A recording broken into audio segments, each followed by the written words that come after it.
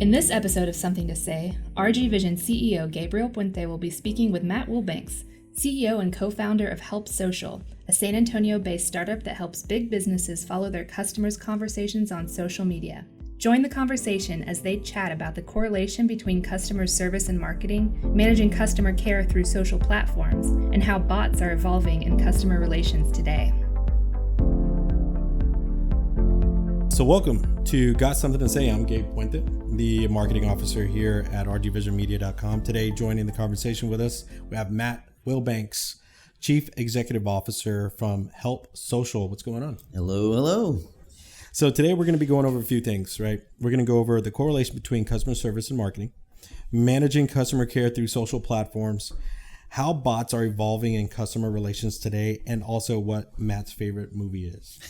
So, hey Matt, thanks for joining us. A little bit backstory for everybody who's listening. Matt and I were UTSA alum, Go Road Runners. So we've known each other for a while, and also have some colleagues. Matt, you come from the Rackspace world, right? Yeah, that's right. Tell us, Matt, how did Help Social come to be? So at Rackspace, we were growing really quickly, and during 2008, 2009, we started seeing our cloud hosting technology really start taking off. And one of the interesting things we saw was that it brought in a new type of customer. For a long time, Rackspace, when a new customer would come online, it would be the CTO or a VP of IT that was signing contracts for multi-year deals, lots of dedicated hardware, dedicated account management teams. And with the cloud, that put all that infrastructure power in the hands of individual developers. And so we saw all of these individual people signing up for personal accounts, for business accounts as well, but individuals, not necessarily a corporation or something that had the mandate to go buy tons of servers. So it had a very consumer-like feel to the process. And what we found was that when those individual people needed help, they do what lots of regular people do. They go to their friends and they ask for help. And at that time, social media was exploding. And so we would see these developers going and asking their peers on Twitter or Facebook or Reddit, how do I do this with my Rackspace server? And if their friend wasn't hosted at Rackspace, they might say something like, well, I can help you with that, but I don't know how to do it at Rackspace. I know how to do it at Amazon or wherever they were hosted at. And they would take the customer from Rackspace and move them to wherever. And so we saw this happening more and more and more. And we said, okay, well, we need a way to get involved in these types of conversations really quickly so that when our customers need help, we're there to help them and not waiting on them to call our 1-800 number or open a support ticket. We should be proactive about it and listening for them. So we decided, all right, that's what we're going to do. And we formed a team to do it. And we started out of that process of forming a team to figure out how do we proactively help customers who are not coming to us for support. They're just shouting to the world, I need help. Help Social was the software we built was solving all the little problems and everything that we came through and starting that team and trying to help customers there. Interesting. Wow. So, who was the first client of Help Social, and how was that experience? So it's probably important to understand that internally at Rackspace, Help Social, it wasn't even called Help Social then. And there was no vision of it becoming a business or a product. The idea that some customers might be using this software someday was it just never crossed our mind. So because it never crossed our mind, there were lots of things like there was no control panel. If you wanted to change what you were searching for on Twitter, you used a command line interface. You logged into the server and you changed the code of what we were searching for. That doesn't work for consumer products. So our first customer was actually the Spurs basketball organization here in town. And we had to set the expectation appropriately that, you are our first customer. This is a very early access kind of thing. And so, we're going to help you through this. We're going to take care of a lot of the things for you. We'll trade you for your experience, your feedback, and using the thing and telling us what do we need to improve, what do we need to build. So I think we set the expectation appropriately low. Don't expect a lot, but this is how we're going to work. Right. And they actually had a really cool use case. They were trying to understand comments that were happening from people in the arena during game time. Ultimately, what they wanted to do was to improve the experience for season ticket holders, so that if they found a negative experience, they could get on top of it faster, and it would make people want to re-up the next season, as well as people that are just buying tickets, the night of the game. They want to keep coming. So we had this feature at the time that would look for certain keywords and mentions in the tweets or messages, whatever was being sent through. And it was funny. They wanted to find things like conversations that was talking about somebody being drunk in the stands, or getting in a fight, or all these things. So we had all these keywords of bad words and all these situations that we were looking for. And when something would happen, our system would highlight it and create an alert around it and put it right up in front of them so they could get on top of it faster. Great use case. It was a perfect fit for that.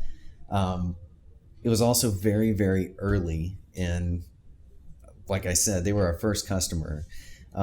We thought, based on our use of it at Rackspace, that our computing power that we had tied to the application had plenty of room to scale. The math that we had done showed that, we've got plenty of room. So with the Spurs, they were doing like, I think an average game from buzzer to buzzer was like, I can't remember, like 100,000 mentions just on Twitter, just during game time, not counting the lead up or afterwards or between games. And that was prior to the playoffs. Once we started with them for the playoffs, it was even bigger than that. I mean, it was just an enormous amount of traffic that was coming in. And we were not set up to handle it. The very first game when we were scheduled to start this thing, I think our system crashed before the game even started. It was just too much traffic. Myself and Rob, our CTO, our co-founder, he and I were watching this, and he was making updates, and by the time we got to the next game, it would make it a little bit further. And then he made some more updates, and it would get a little bit further. And it was funny. We watched that playoff series through command line, watching when something would happen in the game, and everybody would start tweeting about it, and we could see the server usage, and he would respond and do things to keep it online and keep it running smooth. Probably the geekiest way I've ever watched a basketball game. It was pretty cool, though. Fun out of watching those Spurs. Oh, that's awesome. So when you talk about systems, now are those bots, and how did you, or I guess when did you start implementing bots into the system at Help Social? Yeah, it wasn't back then. And actually, when we first started doing this, bots and artificial intelligence and things like that, they weren't even on the horizon for us. We worked really hard at answering 2 questions for a customer service rep really quickly. Those were, who am I talking to, and what do I need to know so that I can help them faster? Answering those 2 questions meant that we needed to start pulling data from all of the other systems around a business, a CRM, a marketing platform, maybe a call center platform with notes. When somebody tweets, at best, you've got a Twitter handle. Maybe it's their name, but oftentimes it's some random name that doesn't mean anything. And so trying to understand who this person is really quickly is a big challenge. So we built systems to do that work, to understand who this is and to pull all the information in. So when a customer service agent sees that tweet, they know, okay, this is customer number 123, and here is the topic of what they're talking about, and here are the latest tickets and support notes that are related to that topic. It's all right there in front of them, so they don't have to search for it. That process of helping people understand who they're talking to and what do they need to know to help them, as it turns out, is the exact same information that a bot needs or some AI program. It's the same information it needs in order to provide some level of support. Our team has done a really great job of taking those different processes and creating API endpoints for them. These are hooks onto the back end of our system so that other computer systems can connect to us and exchange data. So when we're bringing in information about a customer that's just tweeted, for example, and we're saying this is who the person is and this is what they're talking about, here's what you need to know, we can feed that to a bot so that immediately the bot understands the same thing. So it's really just been over the last year that we've seen bots go from really super interesting to actually starting to be implemented. And even over the last 6 months, it's accelerating. Talk to us about how it's accelerating and evolving, because I know we, prior to this, we actually had a little conversation on, how bots are evolving for each individual client, right? How's that working for you guys? Yeah, so we started seeing the the topic of bots and virtual agents and all of this really start being talked about a whole lot when Facebook released changes with Messenger, allowing you to automate pieces of the conversation. That created the ability to have the first types of bots in Facebook. These are very basic. They're not.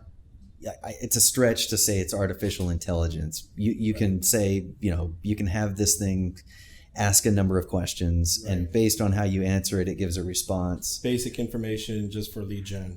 That's right. Lead gen, basic customer service, maybe routing the conversation to a certain place. It's a bot, not necessarily intelligent, but that's kind of where it started. And that's where a lot of the potential that everyone started seeing began from.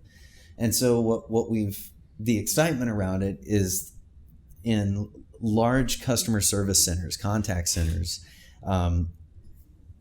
as much as half of the time spent with a customer is spent on looking up information and going through processes so that you can help the customer. So a basic idea around a bot is that if I can have some virtual agent take care of all of that process work, then the human agent can focus on the things that people do well, having sensitive conversations and empathy and exchanging emotion, but all of the things of looking to see if a credit card is expired or not. A human, there's no value in a human looking up that information. The information should just be presented. Yeah. So everybody's gotten really excited about the potential. We do a lot of contact center integrations with our social media customer care software. With our API, that gives a really easy way to integrate a bot into the process that call centers use. And so we've seen lots of those types of conversations accelerate. Over the last 6 months, they're in every conversation that we're having. How does it with emails, right? So you're able to figure out some data. So the data is that pulled from maybe the customer service representative emails, and how's that implemented? Is that something y'all do? Yeah. So there's a bunch of different things that happen. So the first thing that we do is when a message comes in, whether it's an email or a tweet or a text message, whatever it is, when it comes in, we use different systems to understand what the customer is talking about. First thing that we do is we want to understand the topic of the conversation, and there are ways to do this intelligently. Natural language processing and machine learning systems can be combined to understand what someone is saying. The tricky part is that even if you have a library of terms and phrases that people use for talking about certain topics, you might have products or services that are very unique to your own company. And there is no public library of here is how people talk about your products. Right. That only comes from your data, from your customer messages. So we take these messages that customers send in and we look to see, based on the rules that the company defines of when somebody says this, here's what they're talking about. We use those rules to apply labels to all these different messages so that we can categorize them and then train their bot on how to recognize the topic of the conversation. And that's where it all starts. If the bot can't understand what the person is saying, it's not good for anything. Now, I'm kind of interested in the direction of engaging human element because, they sell, there's certain people who say, bots can't scale, or no, bots can't sell, but humans can't scale. Yeah. Right. Or vice versa. So what are some challenges that y'all have seen, in the past, using, these bots or processes? One of the big challenges is a company gets real excited about using a bot and the potential of how much time it can save their customer service agents, how much faster they can deliver support. They get super excited about it. They go spend money on the software and they don't realize how much time it takes to train the bot and then correct it and make it usable. And one of the mistakes that we see is where they'll take a very small amount of customer data to give the bot some limited amount of training up front and just make it capable enough to get it in front of the customer. Then what happens is you have this bot that's put as your front line in customer service. All of your customers are talking to it and they're having a terrible experience. So, if they come back to those interactions and they correct the bot, then the bot can learn and it can get better over time. But over time, you're having all of these horrible customer experiences so that the bot can learn. It's a huge challenge for companies because they have lots of data to train it with, but it's usually not in a format to be able to train the bot. They have to do a lot of work to get it to that format. So they try to shortcut it by getting the bot out there and training it while it's talking to customers. Would you say that would be maybe one of the biggest challenges or fears maybe people have whenever they're maybe starting to engage with, your company, like Help Social? I'm just curious because I think there's some people are afraid of what they may find. I don't know if there's been hesitation or fear in that, or have you seen that? Whenever we're talking about artificial intelligence, whether it's in customer service or any topic, right behind it is the question of, well, are we eliminating humans? Are we getting rid of jobs? For sure, anytime there's some type of technology change, there is always the risk of some type of job being eliminated. I do not believe that we're eliminating humans from customer service. I think we're seeing a shift in where are the places where humans are the most valuable, and where are the places where we can equip the humans to do a better job by taking some of that work off their plate. And I think that is the biggest value of artificial intelligence, is in being able to take all the mundane routine tasks that serve no value to have a human doing it, giving that to a process and just having it done. So then a human can focus on having a great interaction with the other human. Yeah. Interesting. So I'm actually going to go into a few more questions and then we're going to get into our fire round, which is fun and quick. But before I go into that, now, have you, what are some key performance indicators that allow your clients to see the results when engaged with Help Social? So two different sides of it. So from social customer care, if they're using our software in a contact center environment for handling customers, one of the fastest KPIs that we see as a performance indicator is in response times. Social media in general, you find lots of reports out there that talk about this 1 hour response time expectation. I don't know where that came from. I don't really even understand why it's there, but that's a thing. It's you can find it all over the place. Some companies pride themselves on setting an SLA on this is how fast we're going to respond. And that ranges from an hour to a few hours to 10 minutes. We often see that our maximum response times when somebody is using us is less than a minute. If it's over a minute, then something's gone wrong. So that's one of the first ones is response times get much, much faster. And then because of the different integrations with the other systems we're doing and all the information we can pull together, the other one that we see is handle time. So that's the total amount of time that's spent handling that issue for the customer. We usually see that get cut in half, or if not half, close to it. Those are the two big ones. If we're looking at bots, one of the things that we focus on is how much faster can we get the bot to market because of the work that we're doing to help them train it. And when it gets to market, how much more effective is it? So instead of giving it a real small amount of customer data to learn from, we can give it all of your customer data. So you still have to do corrections, and there's still training that has to be done after some customer interactions, but the amount of corrections that you have to do when the bot's in market is way reduced. So the bot does a much better job of providing a solid customer experience. So with that customer experience, how can you share the correlation between marketing or even sales and customer service support using bots through Help Social? I can give, so just in general, not even with bots, customer experience is what companies are competing on now. How many different cable companies and internet companies are there, and how easy is it to switch from one to the other after you have a terrible customer service experience? Yeah. I almost did this over the weekend, actually, just from the customer service experience.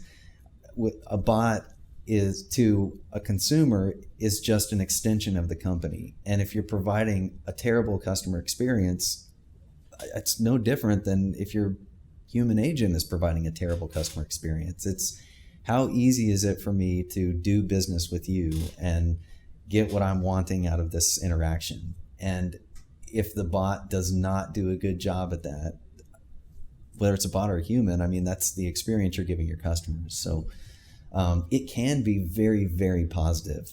Bots that are trained well, that where they've invested time into them, the experience is fast. I can get what I need, and I don't have to wait on hold. I don't have to be transferred around.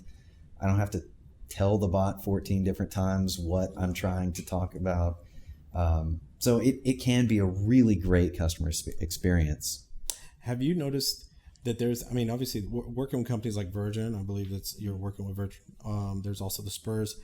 Everybody has different expectations when it comes to customer service. Now, what have you seen, and how does Help Social manage that whenever you're onboarding a new client? Yeah, so one side is that customer service needs to be easy. The barrier to getting help needs to be gone. It needs to be super easy to get support, and it needs to be fast. The other side of it is convenience. So convenience has a lot to do with the communication channels. For a long time, businesses were the ones that were deciding which channel you can get service from us on. Here's our customer service number, here's our email address, and beyond that may have been it. But now with Facebook and Twitter and Instagram and any place digitally that the brand has a presence, consumers expect to be able to have a conversation there. That means now that consumers have the control over where they're going to get help. And if they're not getting help from one of their channels, they'll leave and they'll go to the competitor that does provide help there. What platforms are you seeing that customers are using, your clients are using most for their customers? Twitter and Facebook mostly, depending on the company and the type of product they sell. Instagram maybe higher than both of those or in that mix somewhere. The one that is by far the fastest growing is WhatsApp, especially outside the US. WhatsApp for us is the number one fastest growing channel. It's driving the majority of our opportunities. Internationally, I don't know if we have any opportunities that don't have WhatsApp in the mix right now. Yeah, they're growing very, very fast. Man, so a lot of good information. What are you looking forward to the most, or what are you most excited about, for Help Social in the future? I think the stuff that's happening around artificial intelligence and automation is really, really exciting. For a long time, we've talked about our vision of being able to connect all the different teams and systems in a business so that when a customer walks in the door, whether that door is Twitter or a phone call or whatever, they're helped immediately, and the agent knows exactly what their background is and has all the context. Getting to that point has taken a long time for all these different pieces of technology to line up and be able to connect. And we're here now. And there's all of this great technology coming out where you can automate so many different systems. You can use different types of artificial intelligence to assist the process. So over the next 2 years and 5 years, we're going to see some really cool stuff come out of this. And we're right on the forefront of it. That's what we're most excited about, I think. Cool. Okay, so Matt, thanks for coming. You ready for the fire round? Yeah, let's do it. Okay. First question. What's your favorite genre of music? Rock and then Texas country. What is your favorite movie? Shawshank Redemption. Overall, it's a good movie, but I like the idea of you've got a vision of something and just continuing to work at it until you're finally there. I love that movie. Favorite place to visit? Ooh, that just changed. Hawaii. We got to do we were fortunate enough to be able to plan a family trip out there, and man, it was amazing. Nice, very cool. What, a whole week? Yeah, week and a half. We were there for 10 days. Ooh, that was awesome. Nice. What book or podcast are you listening to now? Oh, I listen to one of my favorites is what is it called? From Guy Raz is the guy that hosts it. How I Built This. I think that's what it's called. Yeah. He interviews a whole bunch of different founders and CEOs of companies, and it's their story of how they got started and what challenges they got into. That's a great one. Books, man, I go through a ton of them. I just read actually a non-business book, a book from the guy that started Nike. I'm blanking on the title right now. Yeah, I can't remember the title. I almost want to say, is it Just Do It? No, I don't know. I don't think that's the title. No, it's no, I can't remember. We're gonna have to look it up. I can see the book in my head. It was amazing. Business book. There was one I read that's recently called Minimalism. More the idea of focusing and doing a few things really well instead of trying to do so many things. That's just a topic I subscribe to a lot, and that was a good one from a business book perspective. Cool. Your favorite hobby? Oh man, running and barbecue. Barbecue. Cool. And the app that you're using mostly today? Trello. Trello is a task management type of Kanban board system, and I live out of that thing, creating different tasks and moving cards from my working column to the done column, and Trello and the calendar. Those two, yeah. What's your Twitter handle? Do you know? At Wilbanks, MWILBANK. So if you don't follow Matt Wilbanks, you can follow him there. Extremely successful CEO, co-founder of Help Social. Last question, Matt. What advice would you give a young startup? Ask for help and don't get discouraged. Ask for help. Ask lots of people for help. Yeah. Nice. Matt, thanks so much. I really appreciate your time. And if you don't forget, y'all just hashtag join the conversation. Make sure you follow us. The podcast has got something to say. I'm Gabe Puente signing out. We'll see you next time. Awesome. Thank you. Thanks, Matt.